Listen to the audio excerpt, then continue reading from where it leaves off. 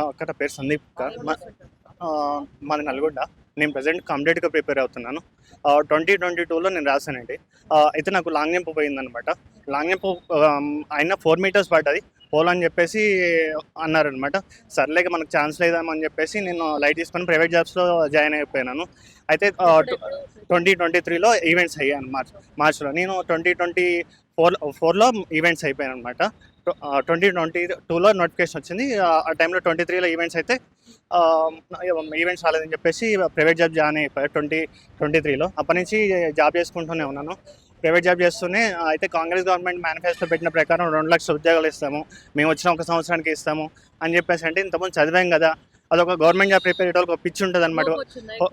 ఒక్క హోప్ వచ్చింది. And already ప్రిపరేషన్లో ఉన్నాం కదా, మళ్ళీ ఒకసారి అంటే లాస్ట్ టైం చేసిన మిస్టేక్స్ నేను చేయకుంటుంటే నేను జాబ్ కొట్టుకుంటా కదా, ఎన్నాళ్ళున్నా ప్రైవేట్ జాబ్ నమ్మలేము, ఎప్పుడు ఉండే ఎప్పుడు పోతే తెలియదు.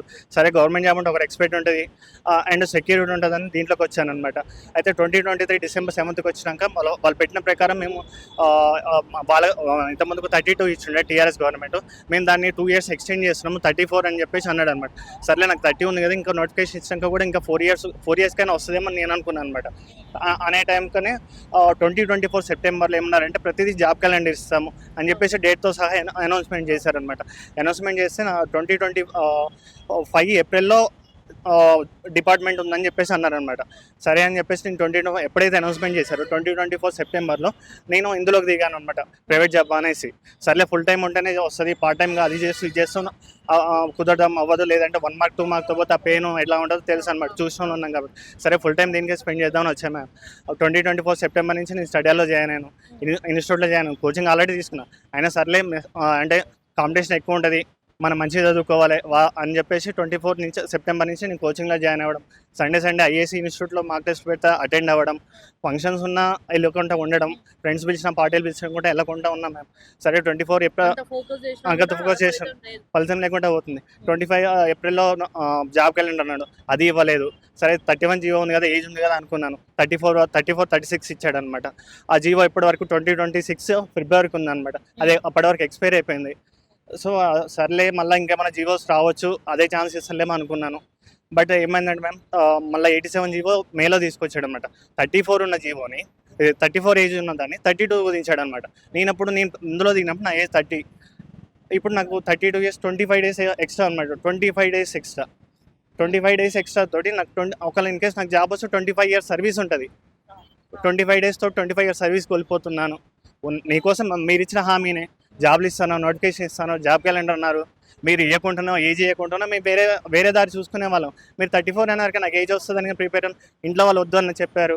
అయినా ఇంట్లో ఇంకా తెలియదు మేడం, చెప్పలేదు, ఇస్తారేమో. మళ్ళీ ఇప్పుడు వాళ్ళు టెన్షన్ పడతారు. అరే మనకి ఏం జరుగుతుందో మనకు తెలుసు, ఆ జీవోలు తెలుసు. అరే నీకు తెలియనప్పుడు నువ్వు ఎందుకు ప్రిపేర్ అవుతున్నావు? మేము చెప్పాం కదా ప్రైవేట్ జాబ్కి వెళ్ళి అందరు ప్రైవేట్ జాబ్ సాఫ్ట్వేర్ ఏదో చేసుకుంటున్నారు, నువ్వు కూడా వెళ్ళంటే సరే ఇటు దిగాము. ఇది ఒక పిచ్ ఉంటుంది మేడం, గవర్నమెంట్ జాబ్ ఇలా దిగవద్దు, దిగినామంటే కొట్టుకొని పోవాలనే పిచ్ ఉంటుంది అనమాట. ఆ పిచ్ తోటే ఎన్ని ఆపర్చునిటీస్ వచ్చినా ప్రైవేట్లో వాళ్ళు చూస్తారు, రిఫరెన్స్ ఇస్తాం, మేము చుట్టాలను అడుగుతాం, వాళ్ళని అడుగుతామని చెప్పినా కూడా మా మమ్మీని అడిగి సరే ఒకసారి చూస్తాం, మనకు ఒక ఆపర్చునిటీ ఇవ్వండి అని చెప్పేసి. అంటే నేను లాస్ట్ 1 year నుంచి గ్రౌండ్ కూడా స్టార్ట్ చేశాను. లాంగ్ జంప్ పోయింది కదా, మనం ముందే నెక్స్ట్ టైం కూడా ఉండొచ్చు, ఉండకపోవచ్చు, ఈ 4 meters ఉండొచ్చు, 3.8 తగ్గియచ్చు. సరే మన సైడ్ మిస్టేక్స్ లేకుండా చూసుకుందాం అనేతోటి లాస్ట్ 1 year నుంచి నేను గ్రౌండ్ పోతూ స్టడీ హాల్లో ఉంటూ మార్నింగ్ 6 నుంచి 9 వరకు గ్రౌండ్ చూసుకుంటూ మళ్ళీ 10కి వచ్చి స్టడీ హాల్లో నైట్ 12 వరకు కూర్చొని చదువుకుంటున్నాను అనమాట. వేరే ఏం లేకుండా ఓన్లీ మార్క్ టెస్ట్ రాయడం, ప్రిపేర్ అవ్వడం, మార్క్ టెస్ట్ రాయడం, ప్రిపేర్ అవ్వడం. ఇదే నాకు మండే టు సాటర్డే వరకు ఇదే అనమాట. ఇదే ఉంటుంది. ఏమో ఇస్తారేమో అనుకుంటున్నాను మ్యామ్. మా బాధ చెప్పుకుందాం. ఇలా చాలా మంది ఉంటారు, నాలాగా రోడ్ ఎక్కని వాళ్ళు చాలా మంది ఉన్నారు అని చెప్పేసి ఉన్నాను. నేను ఈ 2 yearsలో ఎన్నడూ కూడా బయటకు రాలే మ్యామ్. దిల్షునా దాటి రాను ఇలా ఈరోజు కాంగ్రెస్ పార్టీ అధికారంలోకి రావడానికి మేజర్ గా నిరుద్యోగులే కారణం. చాలా రకంగా అవును మ్యామ్. నాతో పాటు మా ఇంట్లో వాళ్ళని వేయించాను, మా చుట్టుపక్కల వాళ్ళు వేసాను. నేను కాంగ్రెస్ పార్టీ జెండా పట్టుకొని తిరిగా మ్యామ్. ఎందుకంటే టీఆర్ఎస్ గవర్నమెంట్ వల్ల నాకు లాంగ్ జంప్ మిస్ అయింది. సరే గవర్నమెంట్ వచ్చాక జీవో 46 క్యాన్సిల్ చేస్తామంటున్నది, 2 లక్షల ఉద్యోగాలు అంటున్నారు. సరే నాకు కూడా ఆపర్చునిటీ గవర్నమెంట్ తీసుకొస్తా అని చెప్పేసి నేను కూడా అనుకున్నాను. బట్ ఇలా చేస్తుందని అనుకోలేదు మ్యామ్. ఉన్న ఏజ్ని తగ్గిపోవడం అండ్ మాకు అప్లికేషన్ చేసుకోవడానికి ఛాన్స్ లేదు కదా మ్యామ్. ఇప్పుడు 2 years నేను పోయిన టైం ఎవరు ఇస్తారు? గవర్నమెంట్ ఇస్తుందా? నాకు ఒక ఆపర్చునిటీ రేవంత్ అన్నా అని అడుగుతున్నాను. ఉన్న మీకు దీనివల్ల అప్లికేషన్ పెరుగుతాయి తప్ప గవర్నమెంట్కి ఎలాంటి లాస్ లేదు మ్యామ్. కొట్టుకునేవాడు కొట్టుకుంటాడు, ఉన్న పోస్టులనే కొట్టుకుంటాం, పోస్టులు కూడా పెంచమని అడుగుతలేము. మొన్నటిదాకా ఇంత జరుగుతున్నా కూడా ఇంకా హోప్ ఎందుకు పోగొట్టుకోలేరు మీరు? మేము ఏంటంటే ఇస్తుందేమో, లాస్ట్ టైం ఇట్లనే మిడిల్లో టీఆర్ఎస్ గవర్నమెంట్ జీవో సవరించి ఇచ్చారనమాట. 30 ఉన్నదాన్ని ఇట్లనే అడుగుతుంటే 32 చేశారు. కరోనా వల్ల 2 years లాస్ అయ్యామంటే ఇప్పుడు నోటిఫికేషన్ లేక 4 years మేము 2020 నుంచి 2026 వరకు కూడా నోటిఫికేషన్ ఇది 4 years ప్రిపేర్ అయిన వాళ్ళు ఉన్నారు కదా. అందుకే మేము అదనంగా నాతో పాటు మా అన్నలు కూడా చదువుకున్న వాళ్ళు ఉంటారు, నాలాగా బాధపడిన ఉన్న వాళ్ళు ఉంటారని మేము 36 10 ఏళ్ల పాలనలో కూడా అదే పరిస్థితి, ఇప్పుడు కూడా అదే పరిస్థితి. ఏం చెప్తారు, ఏం చేంజెస్ ఉన్నాయి అసలు? మాకు ఒక్కటే మేము అడిగేది 36, 38 చేయమన్నాను. అండ్ కింద స్థాయి నుంచి ఏం జరుగుతుందో చూసుకోమంటున్నాను. మా చైర్మన్ ఏం చేస్తున్నాడు అసలు, ఈ గవర్నమెంట్ మేము వచ్చాక జీవో 46ని తీసేస్తామని చెప్పాము, కానీ అది 7 వరకు ఇంప్లిమెంట్ వచ్చింది. అండ్ 4 meters ఉన్న లాంగ్ జంప్ని 3.8 చేస్తామని అన్నాము. అదేమైంది? మనం మేనిఫెస్టోలో పెట్టాం కదా, మనం అనౌన్స్మెంట్ చేసాం కదా, మనం నమ్ముకొని ఇంతమంది ప్రిపేర్ అవుతున్నారు కదా. మన పాలన అంటే మన ప్రభుత్వం, ప్రజాప్రభుత్వం అనుకున్నాం కానీ మేడం, ఇలా ఏజ్ కట్ చేసే ప్రభుత్వం అనుకోలేం మేము. ఆపర్చునిటీ ఇస్తామన్న వాళ్ళే ఇవాళ మేము ఆపర్చునిటీ మీరు ఎలిజిబుల్ కాదని చెప్పేసి స్టేజ్ తీసుకొచ్చాం మ్యామ్. మేము ఎందుకు ఓట్ వేసామో మాకు ఇప్పుడు అర్థం కావట్లేదు. అది మేము గవర్నమెంట్ ఒక్కటే మాకు ఒక ఆపర్చునిటీ ఇవ్వండి, మేము నిరూపించుకుంటాం. మాకు అప్లికేషన్ దాకా తీసుకురండి, మేము అప్లికేషన్ దగ్గర తీసుకుని మేమేందో నిరూపించుకుంటాం. మీకు పోయేది కూడా ఏం లేదు, అప్లికేషన్స్ పెరుగుతాయి, మీకు కూడా ఫీజులు వస్తాయి. ప్లీజ్ రేవంత్ అన్న మీకు దండం పెట్టుతున్నా, ప్లీజ్ అన్న 87 జీవో సవరించి మాకు 36, 38 ఇవ్వండి అన్న వయసు. మా నాలాంటి అన్నలు చాలామంది ప్రిపేర్ అవుతున్నారన్న, ఇలా ఇంటి దగ్గర ప్రిపేర్ అవుతున్నారు, స్టడీలో ప్రిపేర్ అవుతున్నారు, చాలామంది ఉన్నారన్న. చాలా మేలు చేసినట్టు ఉంటుంది అన్న. ఇలాంటి చాలామంది 3 లక్షల మంది వెళ్తారు మేడం. 3 లక్షలు ఇంట్లో ఉంటే ఇంట్లో నలుగురు ఒకరికి జాబ్ వచ్చినా కూడా ప్లస్ అయ్యేది కదా. సరే గవర్నమెంట్ ఆపర్చునిటీ ఇచ్చింది, మేము కొట్టుకోలేకపోయినామని చాలామంది అనుకుంటారు. గవర్నమెంట్ ఆపర్చునిటీ ఇవ్వకపోతే వాళ్ళ మీద రేవంత్ అన్న మీద వ్యతిరేకత వస్తుంది. అంటే మేము లాస్ట్ వరకు కొట్లాడదాం అనుకుంటున్నాం, అంటే శాంతియుతంగా కొట్లాడుకుంటున్నాం. మా విన్నపం రేవంత్ అన్న వరకు వెళ్ళాలని అనుకుంటున్నాము. అంటే ఇక్కడికి వస్తున్నారు మ్యామ్, బయట చాలామంది ఉన్నారు మ్యామ్. ఇది ఇవ్వడం వల్ల గవర్నమెంట్కి 2-3 lakhs అప్లికేషన్స్ పెరుగుతాయి, వాళ్ళకి ఆపర్చునిటీ ఇచ్చినట్టు అవుతుంది. మేము పోస్టులు పెంచమన్నట్లే, సత్తా ఉన్నాడు కొట్టుకుంటాడు, లేనివాడు డ్రాప్ అయిపోతాడు. జస్ట్ ఆపర్చునిటీ మేము అడిగేది, ఇవ్వాలని కొడుకుని లాస్ట్ వరకు హోప్ ఉంటుంది. మనం తప్పలేదు, మన గవర్నమెంట్ బాధలు అర్థం చేసుకుంటుంది. గత 4 సంవత్సరాల నుంచి ఇంతవరకు నోటిఫికేషన్ లేదు, కొత్త నోటిఫికేషన్ ఏం లేవు మ్యామ్.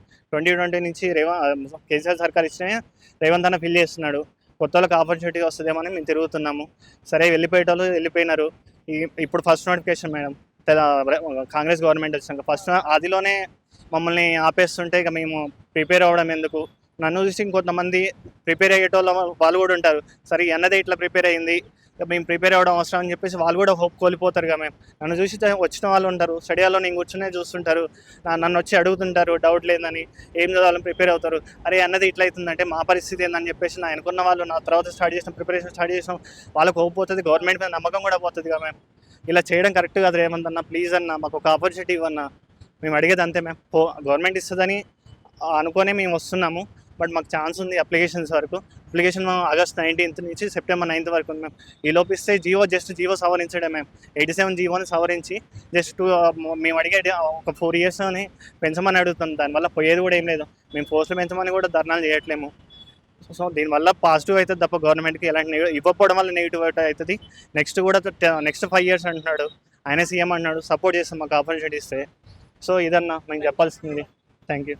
నేను రంగారెడ్డి అభ్యర్థిని సార్ 81 జీవో అని ఒక జీవోని, దొంగ జీవో లెక్క జీవోని తీసుకొచ్చి ఈరోజు తెలంగాణకి గుండెకాయ లాంటి రంగారెడ్డికి మీరు 0 పోస్టులు కేటాయించడం, ఇది రంగారెడ్డి హైదరాబాద్ అభ్యర్థులకు చాలా అన్యాయం సార్. ఇక భువనగిరికి కూడా మీరు 0 పోస్టులు కేటాయించారు. భువనగిరి మీకు యాదాద్రి లడ్డు కావాలి, హైదరాబాద్ బిర్యానీ కావాలి, కానీ మీరు 0 పోస్టులు ఇస్తా అనడం అన్న. మీరు 46 జీవోతోన 3 నుంచి 4,000 పోస్టులున్నా ఒక్క పోస్టు కూడా తీస్తలేరు. ఇప్పుడు ఏఆర్ కానిస్టేబుల్ కానీ సివిల్ కానిస్టేబుల్ కానీ దీన్ని కూడా అదే పరిస్థితికి తీసుకొచ్చారు. మీరు 0 పోస్టులు కేటాయించడం అన్నా. నేను మీ జోన్ అభ్యర్థునే అన్న, హైదరాబాద్ జోన్ నుంచి ఉన్నా, నేను మీ వికారాబాద్ జిల్లా అభ్యర్థునే. ఈరోజు హైదరాబాద్ జోన్కి 13 SIలు కేటాయిస్తే ఎలా అన్న? 15 రకాల కేటగిరీలు ఉన్నాయి. ఇంకా వయోపరిమిత విషయం వస్తే నేను టాటాలో జాబ్ చేసేటోని అన్న, టాటాలో జాబ్ చేసేటోని. నోటిఫికేషన్ వచ్చింది కదా, జాబ్ క్యాలెండర్ కూడా ఉన్నది. నా వయసు ఆ రోజు 32 అన్నట్టు నేను ప్రిపరేషన్ స్టార్ట్ చేసినాను. ఈరోజు మీరు దొంగ జీవో లెక్క ఒక 87 జీవో తీసుకొచ్చి దాన్ని 32కే కుదించేసిరన్న. నాలాంటి వాళ్ళు దాదాపు 2 నుంచి 3 లక్షల మంది ఉన్నారన్న.